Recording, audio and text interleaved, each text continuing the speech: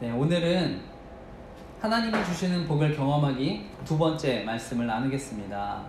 네, 지난주랑 제목이 똑같은데요. 그래서 어떻게 보면 두 번째 이제 시리즈 말씀입니다. 시리즈 말씀인데, 지난주 이제 사순절 지나고요. 이번 주 지나면서 오늘 부활주일로 또 많은 교회가 부활절 예배를 드릴 텐데요. 네. 그래서 저희도 부활을 기념하고 감사하는 찬양을 불렀습니다. 이번 한 주간 또 사순절 기간이라서 많은 분들 예수님의 십자가 고난 묵상하는 시간을 또 가지셨으리라 생각합니다. 그런데 이제 저희 교회는 따로 절기 설교는 안 하고 있는데요. 그냥 말씀 순서대로 또 하고 있습니다. 그래서 제가 혹시 사순절에 대해서 강조를 이렇게 안 드렸다고 해도 안 드렸다고 이렇게 해서 뭐 이상하게 생각하실지 모르겠는데요. 원래 이제 종교개혁을 하면서 원래는요, 그 성인의 날, 그 다음에 사순절 기념하는 것을 우리 종교개혁자들이 원래는 이제 폐지했다고 하더라고요. 그래서 저는 기독교 장로의 합동교단인데요. 그래서 의무적으로 따르지는 않습니다. 그래서 이제 교회마다, 그 다음에 교단마다 이제 또 차이는 있는데, 어쨌든 개인적으로는 저는 교회 절기도 기독교 역사의 중요한 신앙의 유산이라고 생각합니다. 그래서 저는 지키는 것도 중요하다고 생각합니다. 그래서 제가 부활절 계란도 또 이렇게 준비를 했는데요. 우리가 이렇게 이웃과 나누는 좋은 전통이 있죠. 그래서 이렇게 함께 또 절기를 또 부활을 또 축하할 수 있는데, 더 중요한 거는요, 우리가 이렇게 절기를 지키는 것보다 어떻게 보면 매주 우리 사순절을 지나면서 예수님의 고난에 대해서, 그 은혜에 대해서 우리가 묵상하는 게 더 중요하겠죠. 그래서 저는 가능하면 제가 이제 어떤 설교를 하든지 가능하면 또 예수님의 십자가 그 은혜에 대해서 전하기 위해서 또 노력을 하는데요. 그래서 이 시간 또 말씀을 통해서 저와 여러분 그 십자가에서 주신 또 그 은혜 우리가 잘 또 전해질 수 있도록 여러분 또 기도해 주시기 부탁드립니다.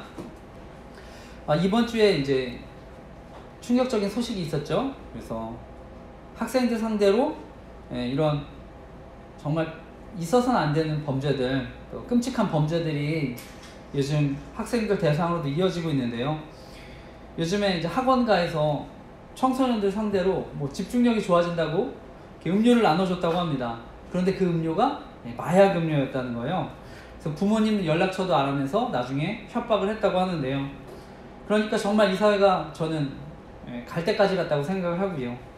우리가 얼마 전에도 엠번방과 같은 또 여학생들 대상으로 노예를 만드는 끔찍한 범죄가 또 우리가 드러나지 않았습니까?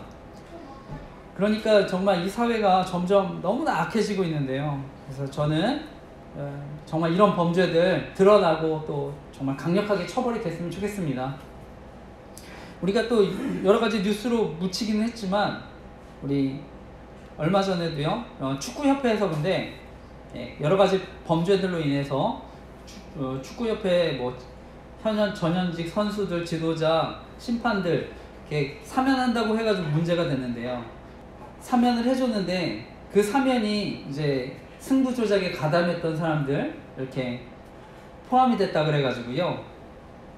이게 문제가 됐습니다. 그러니까 축구협회에서 이렇게 사면을 하니까 이제 결국에 사람들이 이제 이것에 대해서 이제 역풍이 일어나게 된 거죠. 왜냐하면 축구 팬들이나 또 일반 사람들은요, 아직도 이런 승부 조작으로 인한 이런 아픔과 상처들이 있었기 때문에 지금 이제 문제가 돼가지고요, 결국에는 이제 없었던 걸로 하자 이렇게 됐는데, 뭐 승부 조작 가담자 48명, 뭐 미공개 52명이 있었다고 하는데요. 그래서 결국엔 다 이렇게 이런 것들 결국 드러나야 되는 거 아니냐 이렇게도 지금 얘기하고 있는데요.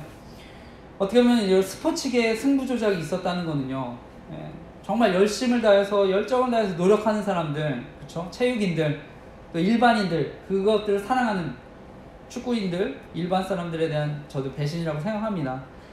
근데 이런 일들이 비단 저는 축구 분야에서만 일어나는 건 아니라고 생각을 하고요. 각 분야에 다 일어날 수 있다고 생각합니다. 그래서 제가 이런 범죄들이 저는 또 조직 스토킹, 또 범죄로 일어날 수 있다고 생각을 하는데요. 그렇기 때문에 저희 교회는요, 특별히 제가 이런 범죄에 대해서 또 사람들이 그래서 어려움 당하지 않고 심지어 극단적인 선택을 하지 않도록 또 돕는 일을 하고 있습니다. 그래서 카페를 만들어서 지금 돕고 있는데요. 기도 부탁드립니다.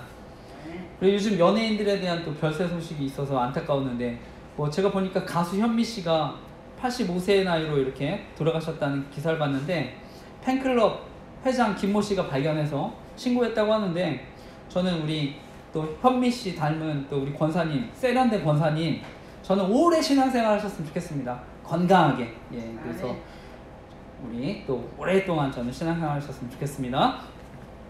예, 오늘 지난주 이어서 계속해서 또 마태복음 5장 팔복에 관한 말씀 이어서 오늘 나눌 텐데요. 8가지 복 중에 지난주 4가지 말씀을 나눴고요. 오늘 나머지 4가지에 대한 말씀을 나누려고 합니다. 그래서 오늘은 5번째 서부터 8번째 복에 대한 말씀을 나누려고 하는데요. 오늘도 말씀을 통해서 하나님이 저와 여러분 교훈하시고, 우리가 또 말씀에 순종하면서 하나님의 인도하심을 경험하는 한 주가 되시기를 간절히 기도합니다. 예, 오늘 나누고 싶은 교훈은 한 가지입니다. 주 안에서 살아가는 것이 진정한 행복이라는 것입니다. 예, 절 따라해 주시겠습니까? 주 안에서 살아가는 것이 진정한 행복입니다. 네, 한 번 더 하겠습니다. 주 안에서 살아가는 것이 진정한 행복입니다. 진정한 행복입니다. 네, 아멘이십니까? 아멘. 제가 그래서 그것을 알기 때문에, 주 안에서 살아가는 게 진짜 행복이라는 걸 알기 때문에 저희 교회 이름도 제가 주안의 교회라고 지었는데요. 아멘. 바라기는 진짜 주 안에서 진정한 행복을 누리시기를 간절히 기도합니다. 아멘. 오늘 8가지 복 중에 5번째 복 오늘 나눌 텐데요. 5장 7절 말씀이었는데, 우리 다시 한번 5장 7절을 다시 한번 또박또박 다시 한번 읽어보겠습니다. 5장 7절 읽겠습니다. 시작. 긍휼히 여기는 자는 복이 있나니 그들이 긍휼히 여김을 받을 것이미요. 아멘. 아멘. 여기서 긍휼히 여기는 자라고 할 때는요, 그 긍휼이라는 단어, 예수 그리스도의 자비하심을 말씀합니다. 마태복음 9장 36절에 보면은요, 예수님께서 특별히 사람들 무리를 보시고 불쌍히 여기는 모습이 나오는데요, 그것을 떠올리면 됩니다. 제가 그 말씀을 한번 읽어보겠습니다. 마태복음 9장 36절 말씀이었는데요, 무리를 보시고 불쌍히 여기시니 이는 그들이 목자 없는 양과 같이 고생하며 기진함이라. 무리를 보시고 불쌍히 여기시니 이는 그들이 목자 없는 양과 같이 고생하며 기진함이라. 아멘. 예수님은요, 사람들, 목자 없는 양과 같은 그 사람들을 보시고요, 이스라엘 백성들을 보시고 불쌍히 여기셨는데, 예, 그 마음이 바로 긍휼이라는 것입니다. 이처럼 긍휼한 것은요, 그들의 입장, 그들의 아픔을 느낀다는 것입니다. 이번 주 사순절 기간이라고 해서 이제 우리가 많은 분들 그리스도의 고난을 묵상하셨을 텐데요, 저는 늘 예수님의 고난 이렇게 떠올리게 되면 항상 떠올리는 말씀이 있습니다. 이거 중요한 말씀인데요, 같이 한번 찾아볼까요? 이사야 53장 2-3절 말씀인데요, 이사야 53장 2-3절, 제가 가진 구약 페이지 1032페이지에 있습니다. 구약 페이지 1032페이지, 이사야 53장 2-3절. 우리 이거는 같이 읽겠습니다. 시작. 그는 주 앞에서 자라나기를 연한 순 같고 마른 땅에서 나온 뿌리 같아서 고운 모양도 없고 풍채도 없은즉 우리가 보기에 흠모할 만한 아름다운 것이 없도다. 그는 멸시를 받아 사람들에게 버림받았으며 간고를 많이 겪었으며 질고를 아는 자라. 마치 사람들이 그에게서 얼굴을 가리는 것 같이 멸시를 당하였고 우리도 그를 귀히 여기지 아니하였도다. 아멘. 오늘 이 말씀은요, 앞으로 오실 메시아 되신 예수 그리스도에 대한 예언의 말씀입니다. 앞으로 오실 메시아, 그 예수님은요, 보니까 53장 3절에 보면 멸시를 받아서 사람들한테 버림받고 간고를 많이 겪고 질고를 아는 자라고 말씀합니다. 그래서 저는 이 구절이 늘 저는 그 그리스도의 고난에 대해서 묵상할 때 늘 이 말씀을 먼저 떠올리게 되는데요. 특별히 간고를 많이 겪었으며 질고를 아는 자라 이렇게 말씀하시는데요. 이것이 바로 하나님이십니다. 바로 인간의 모습으로 오셔서요, 우리의 고통과 아픔을 아는 하나님이시라는 말씀입니다. 그래서 오늘 이 긍휼, 어떻게 보면 하나님이 인간의 모습으로 오셨기 때문에요, 우리의 즐거움, 우리의 간고, 아픔 다 아신다는 거 말씀하는 것입니다. 그래서 그런데 이 말씀은요, 긍휼은요, 단순히 그냥 공감하는 것에 그치는 것이 아니라 그 어려움을 해결해 주기 위해서 실제적으로 도움을 주는 것도 포함합니다. 그리고 예수님이 이 땅에 오셔서 하신 일이 그것이죠. 그래서 실제적으로 배고픈 이들에게 음식도 주시고, 슬픔에 빠진 이들 위로도 하시고, 고독한 사람들 친구가 되시고, 궁극적으로는 죄를 또 용서해 주셔서 우리가 또 하나님과 하나 되도록 또 그렇게 만들어 주신 것입니다. 이것이 바로 예수님이 우리에게 보여주신 긍휼의 모습입니다. 그런데 중요한 것은요, 앞서 긍휼이라고 제가 말씀드린 건 하나님의 예수 그리스도의 자비하심인데요. 근데 엄밀히 말하면 이 긍휼은 우리 인간에게는 없는 것입니다. 엄밀히 말하면. 그래서 그 긍휼을 우리가 먼저 경험해야 됩니다. 그래서 성경을 연구하는 사람들이요, 이 긍휼을 구약의 은혜랑 또 연결시키는데요. 이것이 바로 언약에 기초한 하나님의 신실한 은혜라고 할 수 있습니다. 그것이 긍휼이라고 이제 연결시키는데요. 우리가 사람들하고 이렇게 서로 약속을 하지 않습니까? 그런데 사람은 어떻습니까? 그 약속을 자주 깨기도 합니다. 근데 하나님은요, 하나님이 반드시 우리와 한 약속은요, 반드시 약속을 지키셨습니다. 바로 그 긍휼은요, 그 은혜에서 시작되는 것입니다. 하나님의 신실하고 변함없는 그 약속, 그것이 또한 성경에서 말하는 복음인데요. 그래서 무엇보다 인간에 대한 긍휼, 하나님의 긍휼, 그것이 결국엔 죄사함으로 나타난 것입니다. 그래서 우리 이 죄사함, 하나님이 전해주는 그 복음, 그것이 또 진정한 긍휼인데요. 그것을 또 하나님 우리에게 베푸셨다는 거 믿으시기 바랍니다. 아멘. 우리가 또 반드시 또 긍휼하면 기억해야 되는 것은요, 성경이 말하는 긍휼은요, 우리가 단순히 불쌍히 여기는 마음, 이것을 훨씬 뛰어넘습니다. 그 영적인 비참한 상태를 하나님은 바라보시고요, 또 불의한 것은 책망하시는, 그 죄에 대해서는 책망하시는 그 긍휼입니다. 그렇기 때문에 성경에는요, 그 긍휼이 의랑 함께 동반합니다. 하나님의 의. 그래서 하나님 죄에 대해서는 심판하시고, 우리 그 영혼에 대해서는 불쌍히 여기시는 그 마음, 그것이 바로 긍휼입니다. 그래서 죄 짓는 사람, 하나님이 무조건 포용하는 것이 아니라요, 때로는 죄에 대해서 지적하시고 책망하시고 죄에서 빠져나올 수 있도록 하나님 도우시는 것입니다. 제가 앞서 축구협회에 대한 이야기도 드렸는데요, 각종 그런 징계를 받은 전현직 선수, 지도자, 심판 100명 사면하기로 해서 이제 시끄러웠다고 말씀을 드렸었는데요, 이런 승부조작들, 정말 열정과 힘을 다한 사람들, 체육인들, 국민들에 대한 배신이죠. 그래서 저는 정말 그런 죄들은 무겁게 다뤄져야 한다고 생각합니다. 그래서 필요하다면 또 영구 제명 이런 것도 그래서 할 수 있다고 생각하는데요. 우리가 그래서 마찬가지로 우리 이런 때로는 우리 죄에 대해서 우리가 그 사람의 영혼에 대해서 긍휼한 마음도 있지만, 우리가 그것이 또한 또 계속해서 범죄로 이어지지 않도록 또 하나님께서 또 그 죄에서 빠져나올 수 있도록 도우시는 게 또 긍휼이라는 걸 믿으시기 바랍니다. 아멘. 이어서 6번째 복 우리 함께 또 나눌 텐데요. 우리 8절 말씀이었습니다. 우리 마태복음 5장 8절 말씀도 다시 함께 읽어보겠습니다. 마태복음 5장 8절 말씀 같이 다시 한번 읽어보겠습니다. 읽겠습니다. 시작. 마음이 청결한 자는 복이 있나니 그들이 하나님을 볼 것이미요. 아멘. 여기서 마음이 청결한 자라고 할 때는요, 우리 마음이라는 게 어떤 사람의 존재, 인격이거든요. 지정의가 다 포함된 게 마음입니다.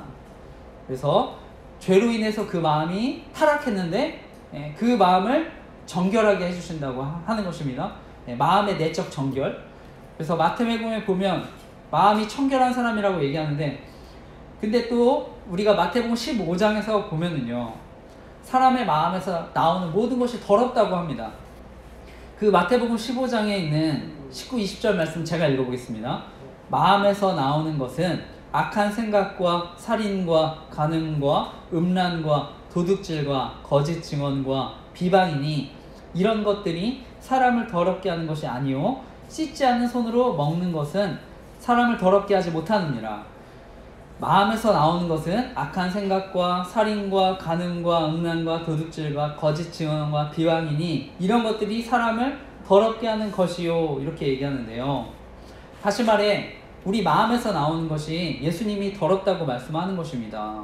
그런데 이렇게 마음이 타락했기 때문에 우리 더럽다고 한다면, 하나님이 마음이 청결한 자라고 말씀하시는데 우리가 어떻게 청결함을 받을 수 있습니까? 어떻게 깨끗하게 만들 수 있습니까? 마음을? 우리 훈련과 노력으로 우리의 마음이 깨끗해질 수 있습니까? 그렇지 않죠. 그러니까 우리 마음이라는 것은요, 정말 어떤 것으로도 깨끗하게 할 수 없기 때문에 바로 예수 그리스도가 그것을 위해 죽으셨다는 것을 믿으시기 바랍니다. 우리 히브리서 말씀인데요, 이것도 중요하니까 한번 찾아볼까요? 히브리서 9장 12절에서 14절 말씀인데요, 히브리서 9장 12, 14절 말씀 같이 읽겠습니다. 시작. 염소와 송아지의 피로 하지 아니하고 오직 자기의 피로 영원한 속죄를 이루사 단번에 성소에 들어가셨느니라. 염소와 황소의 피와 및 암송아지의 죄를 부정한 자에게 뿌려 그 육체를 정결하게 하여 거룩하게 하거든 하물며 영원하신 성령으로 말미암아 흠없는 자기를 하나님께 드린 그리스도의 피가 어찌 너희 양심을 죽은 행실에서 깨끗하게 하고 살아계신 하나님을 섬기게 하지 못하겠느냐. 아멘. 아멘. 아멘. 여기 말씀해 보니까요, 바로 그 흠없는 예수 그리스도 피가 우리 죽은 양심을 우리 행실에서 결국 깨끗하게 하고 하나님을 섬기게 한다고 말씀합니다. 그래서 어떤 사람이 깨끗한 사람입니까? 바로 마음에 예수 그리스도의 피로 깨끗해진 사람, 예수 그리스도의 피로 거룩해진 사람이 깨끗한, 마음이 깨끗한 사람인 줄 믿습니다. 그래서 우리의 어떤 노력, 우리의 행위로 아니라 피로 깨끗해진 줄 믿습니다. 그래서 죄로 오염된 우리의 마음은요, 바로 예수 그리스도 십자가의 은혜로 우리가 깨끗해지는 줄 믿습니다. 아멘. 그리고 또 이 청결한 사람은요, 그렇기 때문에 또 우리가 때론 살아가면서 우리의 마음이 또 오염되면 또 하나님께 나아가 우리 죄를 고백하는 사람인 줄 믿습니다. 그것이 요한일서 1장 9절 말씀인데요, 그냥 이거는 적어 놓으시고요, 나중에 또 찾아보십시오. 제가 읽겠습니다. 요한일서 1장 9절. 만일 우리가 우리 죄를 자백하면 그는 미쁘시고 의로우사 우리 죄를 사하시며 우리를 모든 불의에서 깨끗하게 하실 것이요. 만일 우리가 우리 죄를 자백하면 그는 미쁘시고 의로우사 우리 죄를 사하시며 우리를 모든 불의에서 깨끗하게 하실 것이요. 아멘. 아멘. 이처럼요, 우리 예수 그리스도로 거룩해진 우리가요, 때는 살다 보면은요, 마음이 또 더럽혀질 수 있죠. 그러니까 겸손히 자기를 낮추고요, 죄를 자백하는 사람, 바로 마음이 깨끗한 사람이라는 것을 믿으시기 바랍니다. 아멘.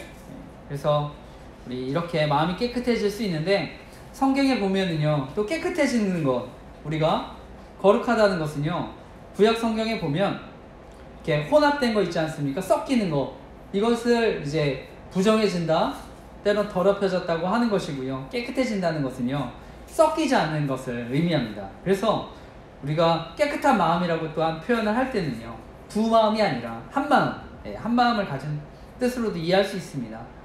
그래서 한 마음을 가진 사람은 또한 정결한 사람인 줄 믿습니다. 오늘 그 사람, 마음이 깨끗한 사람, 청결한 사람, 어떤 복을 받는다고 하반절에 말씀합니까? 5장 우리가 읽었던 8절에 뭐라고 말씀합니까? 그 사람은 복이 마음이 청결한 자는 복이 있나니 그들이 하나님을 볼 것이며 이렇게 말씀하죠. 그래서 여기서 본다는 건 하나님을 경험한다는 뜻입니다. 하나님과 동행하는 기쁨을 누린다고 말씀하는 것입니다. 하나님의 역사하심을 체험하고요. 삶 속에서 하나님을 경험한다고 하는 것입니다. 그래서 바라기는 여러분 정말 그 마음이 깨끗해져서 또 예수 그리스도를 믿어서 우리의 죄를 하나님께 고백함으로 우리 날마다 그 하나님과 교제하는 또 축복을 누리시기를 간절히 기도하고 축복합니다. 아멘. 7번째 복, 우리 이어서 7번째 복도 9절 말씀이었는데요. 마태복음 5장 9절 다시 읽어보겠습니다. 마태복음 5장 9절 다시 5장 9절 7번째 복 읽겠습니다. 시작. 화평하게 하는 자는 복이 있나니 그들이 하나님의 아들이라 일컬음을 받을 것이미요. 아멘. 아멘. 여기서 화평하게 하는 사람, 뭐 영어로는 피스메이커인데요. 평화를 만드는 사람이라고도 할 수 있습니다. 그래서 우리가 어떤 모임에 가면 특별히 여기도 계시지만 분위기 좋게 하는 사람이 있지 않습니까? 화평하게 만드는, 분위기 좋게 하고.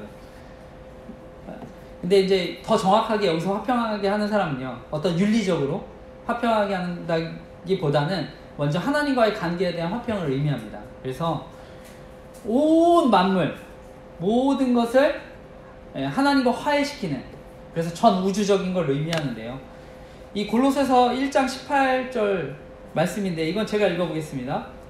그는 몸인 교회의 머리시라 그가 근본이시오 죽은 자들 가운데 먼저 나신 이시니 이는 친히 만물의 으뜸이 되려 하심이요 아버지께서는 모든 충만으로 예수 안에 거하게 하시고 그의 십자가의 피로 화평을 이루사 만물 곧 땅에 있는 것들이나 하늘에 있는 것들이 그로 말미암아 자기와 화목하게 되기를 기뻐하심이라. 아멘. 그는 몸인 교회의 머리시라 그가 근본이시오 죽은 자들 가운데서 먼저 나신 이시니 이는 친히 만물의 으뜸이 되려 하심이요 아버지께서는 모든 충만으로 예수 안에 거하게 하시고 그의 십자가의 피로 화평을 이루사 만물 곧 땅에 있는 것들이나 하늘에 있는 것들이 그로 말미암아 자기와 화목하게 되기를 기뻐하심이라. 아멘. 아멘. 하나님은요 이 땅에 있는 모든 것, 하늘에 있는 것이나 모든 땅에 있는 모든 만물 오직 예수 그리스도를 통해서 하나 되게 이렇게 또 만드신다고 또 이렇게 하기를 기뻐하신다고 합니다. 그래서 예수 그리스도를 통해 하나님께 또 나아갈 수 있도록 우리 그렇게 만들어 놓으신 줄 믿습니다. 그리고 십자가의 피로요 특별히 예수님께서 우리 하나님과 그 화평의 길 열어 놓으신 줄 믿습니다. 그래서 예수 그리스도의 피로 만물이 하나 되게 만들어 놓으신 줄 믿습니다. 아멘. 오늘 화평하게 하는 사람, 화평하게 하는 자, 이것은요 또한 매우 적극적인 의미를 가지고 있습니다. 그래서 적극적으로 평화를 만드는 사람, 그 사람이 화평하게 하는 자 이렇게 말씀하는데요. 우리 성경에 이처럼 하나님과의 수직적인 화평도 있지만요, 사람 사이 이런 수평적인 또 화평도 말씀합니다. 그것이 히브리서 12장 14절 말씀, 또 에베소서 4장 1절 말씀, 1절에서 3절 말씀인데 이걸 이어서 제가 읽어보겠습니다. 에베소서 4장 1절에서 3절 말씀하고 히브리서 12장 14절 말씀인데 제가 차례대로 읽어보겠습니다. 그러므로 주 안에 갇힌 내가 너희를 권하노니 너희가 부르심을 받은 일에 합당하게 행하여 모든 겸손과 온유로 하고 오래 참음으로 사랑 가운데서 서로 용납하고 평안에 맺는 줄로 성령이 하나 되게 하신 것을 힘써 지키라. 모든 사람과 더불어 화평함과 거룩함을 따르라. 이것이 없이는 아무도 주를 보지 못하리라. 아멘. 그러므로 주 안에서 갇힌 내가 너희를 권하노니 너희가 부르심을 받은 일에 합당하게 행하여 모든 겸손과 온유로 하고 오래 참음으로 사랑 가운데서 서로 용납하고 평안에 맺는 줄로 성령이 하나 되게 하신 것을 힘써 지키라. 아멘. 모든 사람과 더불어 화평함과 거룩함을 따르라. 이것이 없이는 아무도 주를 보지 못하리라. 아멘. 오늘 말씀해 보면 평안에 맺는 줄로 성령이 하나 되게 하신 것을 힘써 지키라 말씀하고요. 모든 사람과 더불어 거룩함과 화평함과 거룩함을 따르라 이렇게 말씀합니다. 이처럼요 평안, 화평에는요 노력이 또 필요합니다. 우리 끊임없이 또 적극적인 노력이 필요한데요. 그렇기 때문에 우리가 뭐 이단 또 잘못된 가르침에 대한 싸움이 아니라면 우리가 양보하고 또 공동체 평화 지켜가야 하는 줄 믿습니다. 아멘. 결론적으로 우리는요, 하지만 아무리 우리가 화평하고 평안을 지키려고 해도요, 노력해도요, 우리 안에 어떻게 보면 진정한 평안, 이것은 하나님이 주셔야 합니다. 그래서 요한복음 14장 27절에 보면 우리 예수님 말씀하십니다. 평안을 너에게 끼치노니 곧 나의 평안을 너에게 주노라. 내가 너에게 주는 것은 세상이 주는 것과 같지 아니하리라. 너희는 마음에 근심하지도 말고 두려워하지도 말라. 평안을 너에게 끼치노니 곧 나의 평안을 너에게 주노라. 내가 너에게 주는 것은 세상이 주는 것과 같지 아니하니라. 너희는 마음에 근심하지도 말고 두려워하지도 말라. 아멘. 아멘. 우리는요, 이 땅에서 우리가 아무리 평안을 누리려고 우리가 해도요, 하나님이 주시지 않으면 그 평안 누릴 수 없습니다. 아멘. 제가 지난주에 저는 저희 가정에 대한 큰 애통에 대한 그 이야기도 드렸는데요. 물론 지금도 계속됩니다. 그래서 어떻게 보면 그런 애통함 있지만 그럼에도 제가 평안을 누리고 사역할 수 있는 것은요, 하나님이 주시는 평안이 있었기 때문입니다. 아멘. 그래서 때론 우리가 어려운 순간들이 있죠, 그죠? 고통들이 있더라도 저는 하나님 안에 있을 때, 주 안에 있을 때 평안을 누리게 되는 줄 믿습니다. 때문에 저와 여러분 모두가 주 안에서 먼저 그 평안을 누리시기를 간절히 기도합니다. 아멘. 그랬을 때 우리 안에 평안이 넘쳐서 다른 사람들에게 또 그 평안 또 누리게 만드는 줄 믿습니다. 오늘 팔복의 8가지 복에 대한 마지막 말씀입니다. 오늘 마지막 말씀은 10절에서 12절 말씀 끝까지 같이 읽겠습니다. 끝까지 같이 한 목소리 읽겠습니다. 시작. 의를 위하여 박해를 받은 자는 복이 있나니 천국이 그들의 것임이라. 나로 말미암아 너희를 욕하고 박해하고 거짓으로 너희를 거슬러 모든 악한 말을 할 때에는 너희에게 복이 있나니 기뻐하고 즐거워하라. 하늘에서 너희의 상이 큼이라. 너희 전에 있던 선지자들도 이같이 박해하였느니라. 아멘. 아멘. 오늘 마지막 복에 대한 말씀은요, 의를 위해서 박해를 받을 때 우리 복이 있다고 말씀하는 것인데요, 이 의는요 궁극적으로 하나님을 위한 박해입니다. 그래서 박해받는 자, 예수님을 위해서 박해받는 자입니다. 이 당시 마태복음 성경 기록할 당시에 그 유대인 성도들은요, 그냥 예수님 믿는다는 이유 하나만으로 그냥 고난과 박해를 겪었습니다. 먼저 이제 동족 같은 유대인들한테는요, 신성 모독, 하나님을 신성 모독한다는 이유로 박해를 받았고요. 그 당시 로마 사람들로부터는요, 황제 숭배를 거부한다는 이유로, 하나님 한 분 하나님만 섬겨야 되기 때문에 거부한다는 이유로 반국가적인 사범이라는 것으로 잔인하게 또 처형도 됐고요. 또 일반 사람들, 믿지 않는 사람들은요, 우리가 예수 그리스도인들이 하나님을 아버지라고 부르고 형제 자매들을 서로 형제 자매라고 불렀기 때문에 그들이 근친상간을 한다, 이런 또 오해받아서 때로는 우리 예수님의 피와 살을 상징하는 포도주와 이제 떡을 나눠 먹을 때요, 성찬을 두고 이 사람들은 서로 시기를 하는, 사람을 잡아먹는 사람들이다, 이런 또 오해를 받아서요, 이렇게 이들이 정말 부도덕하고 악한 사람들이라는 오명을 받아서요, 핍박을 많이 받았습니다. 그런데 우리가 성경을 자세히 보게 되면요, 예수님의 말씀입니다. 우리 그리스도인들이 박해를 받는 이유, 궁극적인 이유에 대해서 나오는데요, 예수님 말씀입니다. 요한복음 15장 18절에서 20절 말씀인데 찾으셨으면 같이 읽겠습니다. 시작. 세상이 너희를 미워하면 너희보다 먼저 나를 미워한 줄을 알라. 너희가 세상에 속하였으면 세상이 자기의 것을 사랑할 것이나 너희는 세상에 속한 자가 아니요 도리어 내가 너희를 세상에서 택하였기 때문에 세상이 너희를 미워하느니라. 내가 너희에게 종이 주인보다 더 크지 못하다 한 말을 기억하라. 사람들이 나를 박해하였은즉 너희도 박해할 것이요 내 말을 지켰은즉 너희 말도 지킬 것이라. 아멘. 아멘. 요한복음에 보면은요, 예수님이 궁극적으로 우리가 그리스도인들이 박해받는 이유에 대해서 말씀합니다. 그 이유가 무엇이라고 합니까? 바로 너희가 세상에 속하지 않았기 때문에.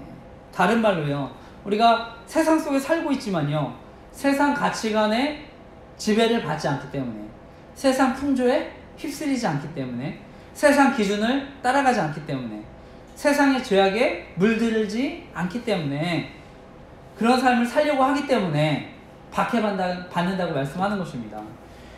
이 초대교회 당시에 로마 사회는요, 굉장히 말할 수 없이 부패하고 타락한 세상이었습니다.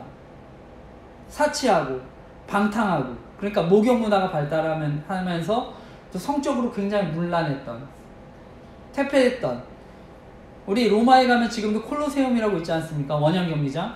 거기서 사람과 사람을 서로 싸우게 해서 피를 흘리는 것, 그것을 관람했던, 또 때로는 사람과 맹수, 싸우게 해서 피투성이가 돼서 죽어가는 것을 관람하고 즐거워했던, 바로 그것이 로마 사회였습니다.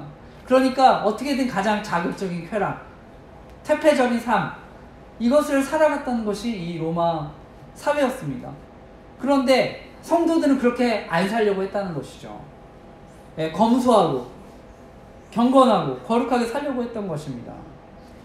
그러니까 세상과 다르려고 살게 했기 때문에 궁극적으로 핍박을 받았다고 말씀하는 것입니다. 저와 여러분 바라기는요, 오늘날에도 저는 그리스도인들 그렇게 살려고 노력한다고 생각합니다. 또 그렇기 때문에 우리가 또 박해를 받는 줄 믿습니다. 그래서 바라기는 저와 여러분 이 땅에서도 그런 의, 또 거룩함, 우리가 모두가 또 포기하지 않는 삶을 살아가는 저와 여러분 되시기를 간절히 기도합니다. 아멘. 그래서 우리가 결론적으로 11, 12절 우리가 읽었습니다만 12절에 보면 하나님 우리에게 너희의 상이 크다고 말씀합니다. 그리고 너희 전에 있던 선지자들도 하나님 박해했다고 얘기하는데요. 우리가 때론 이렇게 힘든 세상에서도 우리가 궁극적으로 기뻐할 수 있는 이유 무엇입니까? 하늘의 상이 있기 때문에. 우리 예수님 제자로 살아간다는 것, 이 땅에 그리스도인의 이름으로 살아간다는 것, 이것은요 때론 이 땅에선 고난이지만 하늘의 영광, 하늘의 기쁨이 약속되어 있기 때문입니다. 근데 그것은요 비단 이 땅 하늘에서 뿐만이 아니죠. 우리 이 땅에 누리게 될, 또 누리고 있는, 누릴 수 있는 하나님과 함께하는 하나님의 역사하심을 경험할 수 있는 축복이 있기 때문입니다. 이것은요 다른 어떤 거랑도 비교할 수 없습니다. 하나님이 함께 하시는 복은요 다른 어떤 걸 축복과도 비교할 수 없습니다. 그래서 바라기는 여러분과 제가 이 땅에서도 그런 하나님과 함께하는 기쁨, 하나님 안에서 누리는 기쁨을 정말 충만히 누리시기를 간절히 기도합니다. 빌립보서 4장 4절 말씀입니다. 주 안에서 항상 기뻐하라. 내가 다시 말하노니 기뻐하라. 절 따라해 주십시오. 주 안에서 항상 기뻐하라. 주 안에서 항상 기뻐하라. 내가 다시 말하노니 기뻐하라. 내가 다시 말하노니 기뻐하라. 다시 한번 하겠습니다. 주 안에서 항상 기뻐하라. 주 안에서 항상 기뻐하라. 내가 다시 말하노니 기뻐하라. 내가 다시 말하노니 기뻐하라. 아멘. 아멘. 예, 제가 오늘까지 지난주랑 이어서 팔복에 대한 말씀을 나눴는데요. 바라기는 저와 여러분 이 땅에서 추구하는 행복이 아니라 이번 한 주도 주 안에서 정말 참된 행복과 기쁨을 누리며 살아가시기를 간절히 기도하고 축복합니다. 아멘.